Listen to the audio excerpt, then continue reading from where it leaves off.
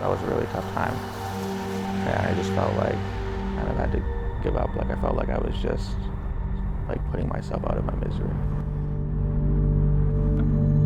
It's a strange thing to drive over the bridge you once jumped off of. More than 9 stories straight down. I got to the point where I just understood that I was sick, but I didn't understand that that feeling wasn't permanent. I got to the point where I thought suicide was inevitable. And then once it was inevitable in my mind, then I was just living and suffering until I did it. That Josh Bahari did and survived is incredible. And while in hospital, he realized a part of him still wanted to live. I had broken like 6 ribs. I had 5 hairline fractures in like the wing part of my vertebrae. Like several mild brain contusions. But in there, I kind of got a glimpse of like what it felt like to be normal again, because the emotions lifted for like a little bit.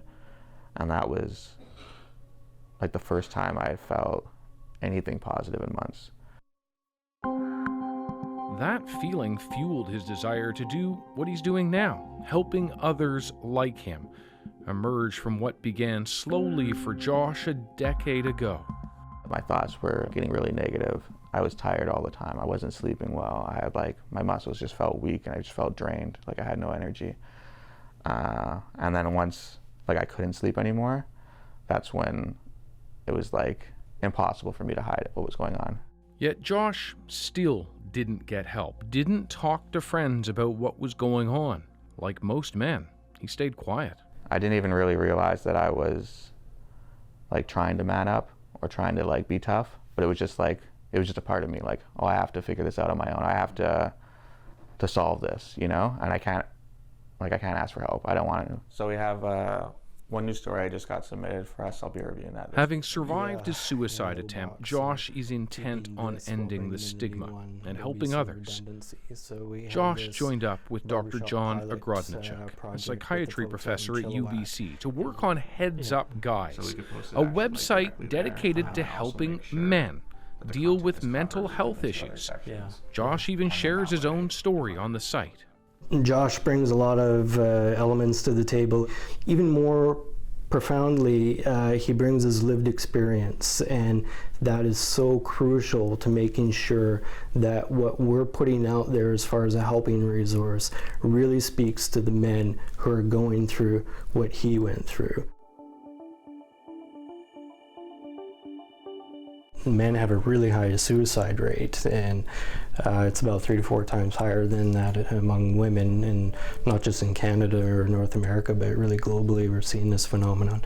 So we wanted to address that. Although men die by suicide at a higher rate, when it comes to seeking help, they're much lower.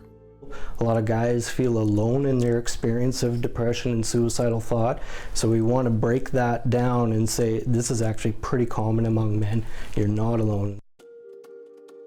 Since its launch 5 years ago, there have been 1.5 million visits to the site.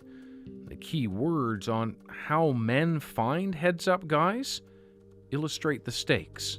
Every day we're getting more and more email from visitors, some very impactful, profound messages. You know, one that really sticks out in my mind, it was very succinct, and it said, "I just read your article about suicide, pretty sure it just saved my life. Thank you for giving me hope." One of those men is high-end bartender Julian Dobko, who saw himself reflected on the Heads Up site. You can read these stories of these guys and you might even realize a lot of them are like you. And when you see yourself, it's like, oh, wait a minute, hold on now. Like, this person's like me.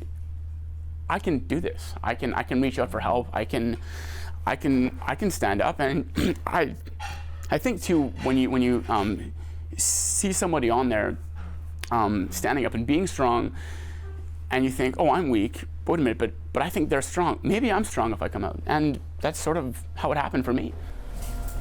Coming out of the shadows and asking for help, a good reminder of the barriers stopping men like Julian from talking to anyone about mental well-being. Josh's own recovery has been gradual. Nothing is a quick fix. And healing comes with periodic setbacks.